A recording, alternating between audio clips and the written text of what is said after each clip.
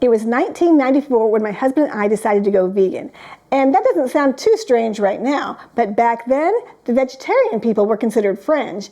And vegan, well, that was just crazy talk. And even the words vegan wasn't used very often. People would say things like 100% vegetarian if they weren't going to eat meat or dairy. And the word plant-based, well, that wasn't even going to be thought of for several years down the road. I was raised on meat and potatoes. And to be honest, I had a bit of a cheese addiction. And on top of that, I didn't really know how to cook. We had been living off of frozen food and canned food and were eating out. But Mark and I were all in, and by all in, I mean we went vegan in a single day. And that was one of my first big mistakes. One of the things I wish I knew 30 years ago was I didn't have to do it all in a single day. That actually taking it slow and having a plan, well, that was going to make it more sustainable. So when we jumped right in with no plan, it was a bit of a disaster. I survived on oatmeal and spaghetti for weeks. I lost a lot of weight and I was not looking healthy.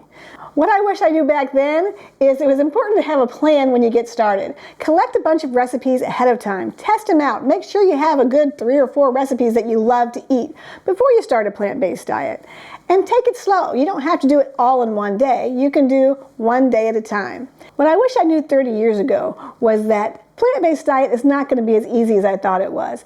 And I wasn't used to cooking. I needed to have food prepared in the refrigerator so that when I got home from work and I didn't feel like cooking, I wasn't tempted to go stop by McDonald's or stop by Taco Bell and pick something up. I could go home and have something cooked and ready that was good and healthy for me. Because changing lifelong habits is always hard. And the only way to do that is to make it easy on yourself. James Clear says the first step in changing a habit is to make it easy. So to do that now, I keep prepared food in the refrigerator so that I don't have to cook when I don't feel like it. After being vegan for several years, some of our friends decided to go vegan too, but they were living on Oreos, French fries, and they were drinking soy creamer to replace milk. And that wasn't healthy. And so what I wish I had known back then is being vegan doesn't necessarily mean being healthy. So when you go out to the grocery store, try not to just replace your old foods with vegan foods, if you know what I mean. So instead of just relying on the meat substitutes or the cheese substitutes or just eating vegan junk food, make sure you're eating a healthy plant-based meals that have at least 2 servings of vegetables and a serving of beans, and you'll get plenty of fiber and you'll be healthy, and you don't have to worry about that falling into the trap of eating vegan but not being healthy. Back in the very beginning, I was scouring every single label, making sure every ingredient was vegan or plant-based, and I was not going to budge from my decision to go vegan for anything, even though I was practically starving. In fact, it affected some of my relationships because I was so particular. If I could go back and tell myself one thing, it would be progress is better than perfection.